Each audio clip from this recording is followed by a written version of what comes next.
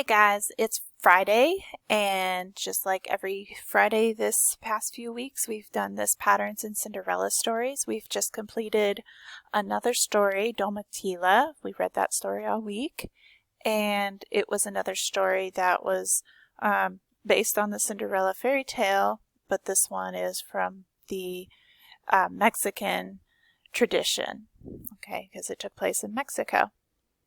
We're going to compare, just like we did with the other stories. We're going to look at the columns and we're going to see what elements of Domitila match the elements of Cinderella. And remember, Cinderella, our original story, had all of the elements, okay? And the lesson that we learned from that story was always be good, we'll be rewarded.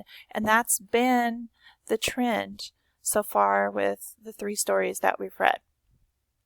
The rough-faced girl did not have a few of the elements that the original Cinderella story did, although it still matched up pretty well, and the lesson that we learned was still pretty much the same. Being good and honest will be rewarded. And Cinderella, again, kind of the same. It held most of the elements. It did not have a prince or a princess.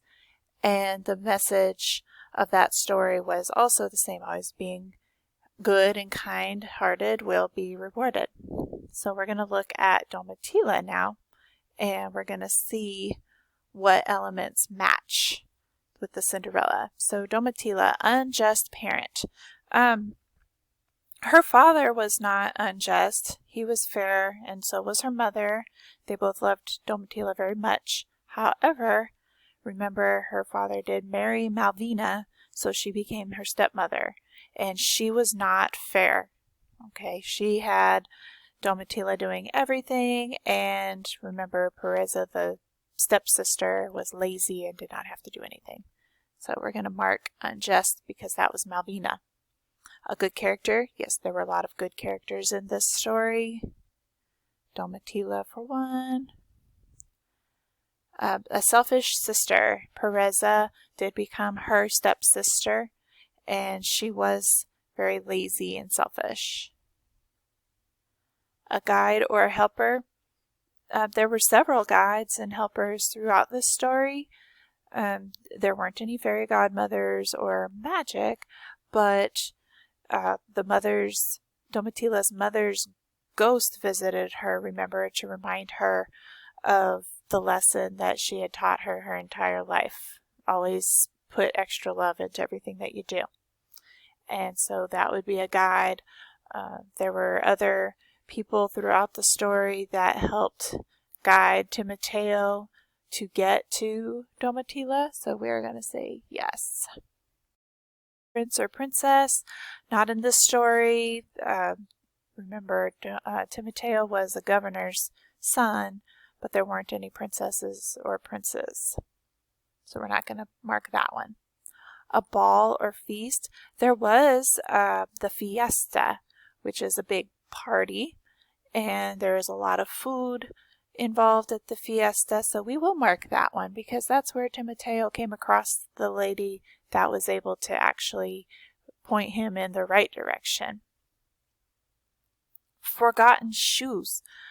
Domitila did not forget her shoes. However, remember, she was a leather worker, and remember, she was able to carve into the leather, and she had carved into the leather of her shoes, and when she left, she forgot a strap to her shoe, and Timoteo was given that strap, and that's what he was using to go off of to find her. He used her talent of cooking and her talent of leather work.